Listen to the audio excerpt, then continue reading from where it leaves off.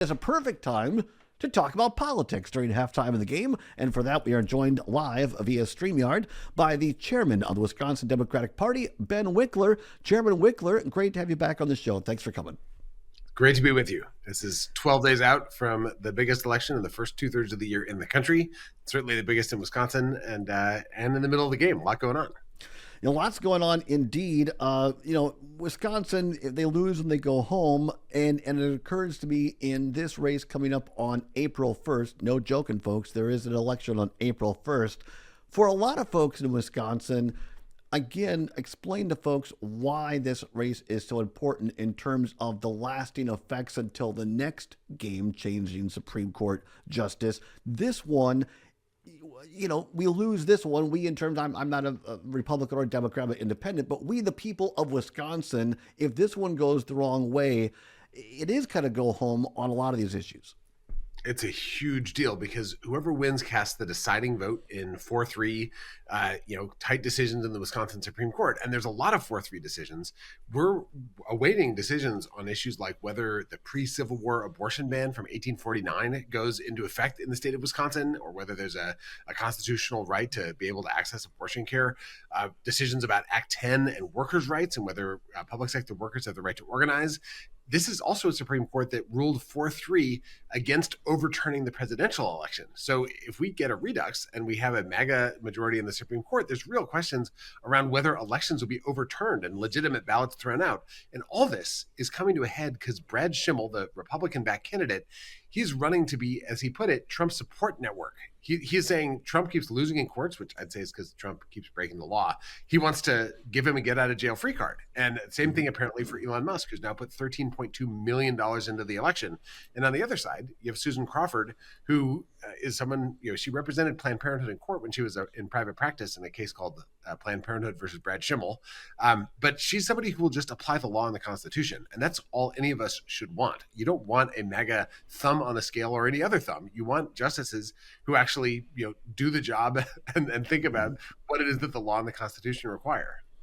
You bring up this, I would call what Schimmel is talking about here as an activist judge. And back in the days when I used to be a Republican, I left in 2011, but back in the days when I was part of that party, Republicans used to fight against activist judges. They say, we want judges that interpret the law, the Constitution as it's written.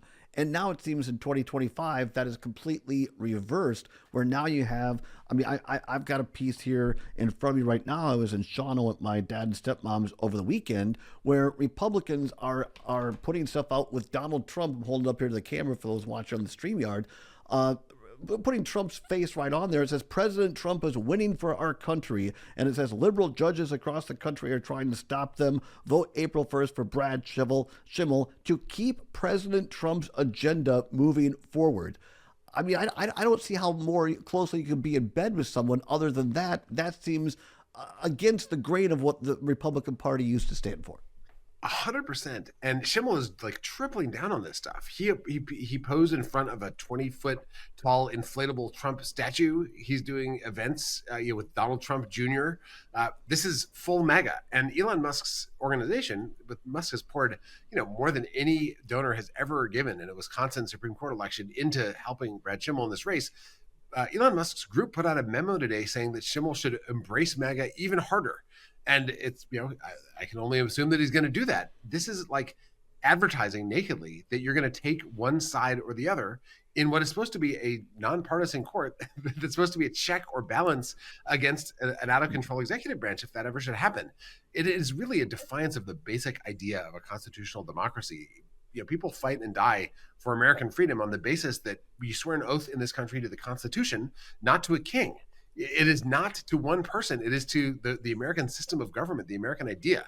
That's what the flag is supposed to stand for. And Trump and Schimmel and Musk, they're trying to impeach judges that are getting in their way. They're just like trying to run completely out of control and trample the basic idea of American democracy. And that to me is a cause for alarm. It's also a reason why it's so critical to vote in this election, because this is our one chance to win and say that we've had enough. And the whole country is watching to see whether we've had enough or whether this kind of extremism is going to be embraced in states like Wisconsin, in which case it'll continue. We're talking to Ben Wikler, the chairman of the Wisconsin Democratic Party. Mr. Chairman, keep me honest. I've talked about this on the show for a little while about part of what you just said. I agree. I think that Republicans want this to be a referendum on Donald Trump and to maybe a lesser degree Elon Musk, but certainly for Donald Trump. My concern is that there are not enough Wisconsinites yet who have felt personally, or someone that they know have felt personally, the effects of Trump's policies.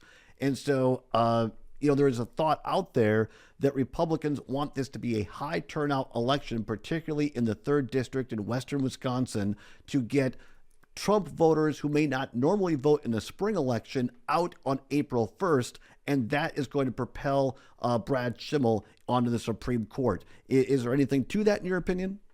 That's the Republican strategy. It is very, very simple and direct. They want this to be, they want the equivalent of Trump on the ballot so they can get people who support Trump, voted for Trump, don't vote normally in midterms or Supreme Court races to turn out. And the question for everyone who does not think that our state's highest court should be in the tank for whatever law that Trump and Musk want to break, and Musk, by the way, appears to have broken the law in this campaign by spending money through an organization that didn't file their campaign disclosure forms. If you don't think that we should just let Trump get away with whatever he wants, then it's important to have turnout on the other side too. If you poll Wisconsinites right now, poll nationally, Trump is actually not popular. He's unpopular. He's more people who disapprove of what he's doing than support. But the critical thing is for people who are, just want to turn off the news because they find it so stressful, what's happening, the attacks on Social Security, the attacks on the Veterans Administration. Folks who want to tune out national news need to tune in to this race, because this race is going to have huge consequences, and it'll send a message about whether we've had enough and whether we're able to fight back. If you think that our Supreme Court should be independent, if you don't think we should have an abortion ban from before the Civil War, if you don't think the Supreme Court should use a rubber stamp for Trump instead of a gavel to rule on issues, you've got to support Susan Crawford and recruit people to go to the polls, because you should assume that folks who are diehard, they want to just clear the decks for Trump to do whatever he wants, that they will vote in huge numbers, because that's exactly what Musk's millions are telling them they should do. So this is go time, and expect high turnout on both sides. We're already seeing explosive early vote numbers. We should expect this to be another nail biter like 2019 that came down to less than half a percentage point. And that means if you cast a ballot, your vote could be the one that decides the outcome of this election. I was talking to my former boss, one of my former bosses, former Senate Majority Leader Dale Schultz, from Richland Center here. A Republican, but he endorsed Tony Evers in his original election. And of course, he endorsed Vice President Kamala Harris against Trump in the fall. So, he's a guy who is still, I would say, a conservative, but he is endorsing Democrats because he believes in that they're the party that's going to help small d democracy. Here's a question for you, Chairman.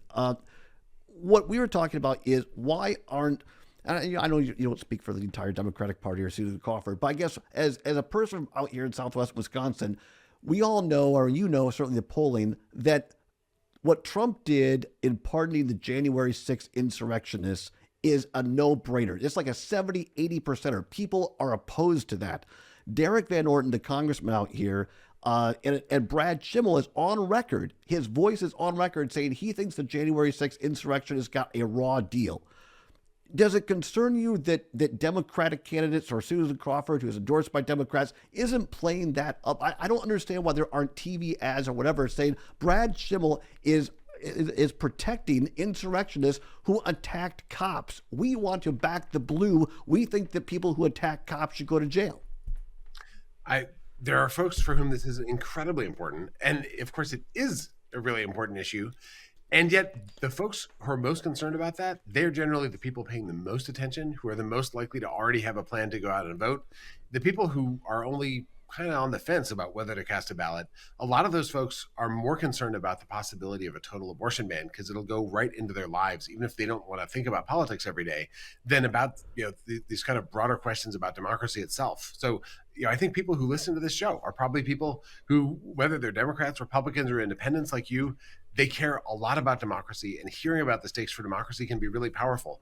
But if you're someone who just wants politics to stay out of your life, and you think, maybe you think democracy is pretty broken as it is, then it's the times when politicians kind of, leave the halls of power, leave the Capitol, and go and get into your bedroom and to your doctor's exam room that cause the most concern. And I think that's a lot of why you see ads on TV about abortion and about crime.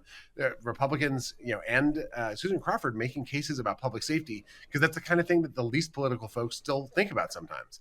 I do think that this additional piece about whether, Elon Musk, the world's richest person, who's just destroying the Social Security Administration, wants to privatize the Postal Service, ending child cancer research, whether he should be able to come in and buy a seat for Brad Schimmel, who there's a recording of him saying that he had to buy knee pads at Menards because he's crawling around on his knees saying, please, please, please fund my campaign. If you don't think that's how our politics should be, and certainly how our judicial system should be, I do think there's an argument that this is time to say enough is enough and vote against Brad Schimmel. But there's a bunch of issues in this race. Every one of them points to Susan Crawford instead of Schimmel. And I think your point about the insurrection is true. We don't want to pardon people who attacked police officers as they tried to trample and overturn a national election. And Brad Schimmel seems to be fine with that. A couple of minutes left here, about two and a half minutes left, Mr. Chairman. I would love to have you back because I respect you so much. And I think that you've done for Wisconsin more than maybe anybody else recently in politics and helping get good people elected. I was deeply disappointed that the National Democrats chose someone else as the national chairman. I think you would have done a fantastic job. And that's because you listen. You travel the state and listen.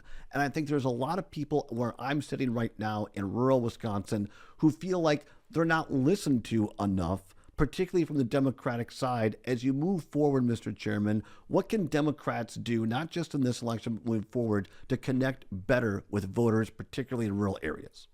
I think showing up and listening is step one. And step two is you got to act. So we've been doing town halls. We did a town hall in Sauk City. We did another one in Waukesha, another one in Eau Claire. We're listening to folks, hearing about what they're concerned about, what their fears are, what their hopes are. And then you got to go out and fight. Most Republicans, most Democrats, most independents, they want to be able to get healthcare when they're sick, and they think their kids should be able to do the same thing. They want to retire with dignity without Social Security phone service being shut off, as apparently Musk wants to do. And these are things where Democrats should be loud and proud and advocate, because they're what people are asking for. People are asking for Democrats to fight back and to be a shield against these kinds of attacks. And they shouldn't be cowed into fear or submission by the world's richest man flooding the zone with TV ads. These are things where most of us agree, and standing up for common sense values that most Americans hold no matter where they live. That is, I think, what a Democratic Party at its best can do. That's the tradition of fighting Bob LaFollette. That's a tradition, himself a Republican. That's something that we need to do today in the Democratic Party. About a minute and a half left here. Time always goes fast. Chairman Wikler, is there anything I haven't asked you or we haven't talked about you want to make sure that Wisconsin knows before this April 1st election? Well, here's the big thing. Voting is open now. You can register when you get to the polls. If you haven't registered, if you've moved, you can update your registration, bring your photo ID, bring your proof of address. Go and cast a vote for Susan Crawford. I would argue for Jill Underly for state superintendent for another term. There are down ballot races as well in lots of parts of the state, but don't wait on this thing. There may be another snowstorm on April 1st. Recruit friends to do it. Make a list of people who who may or may not vote. Text through them. These elections can come down to a hair's breadth. You look at 2019, 2011 Supreme Court race, also for the majority, they came down to less than one vote per precinct across the state. So if you recruit one friend to come vote with you, that could be the margin where you are. And if we do that across the state of Wisconsin, Susan Crawford wins, democracy wins, and we have a chapter that actually brings hope to this country, which sorely needs it right now. Ben Wikler, the DNC's loss was Wisconsin's gain. I'm glad to have you back at the helm. Glad to have you here in Wisconsin. Thanks for joining us. You're welcome anytime. Thanks so much. Thank you very much. Ben Wikler, everybody, the chairman of the Wisconsin Democratic Party.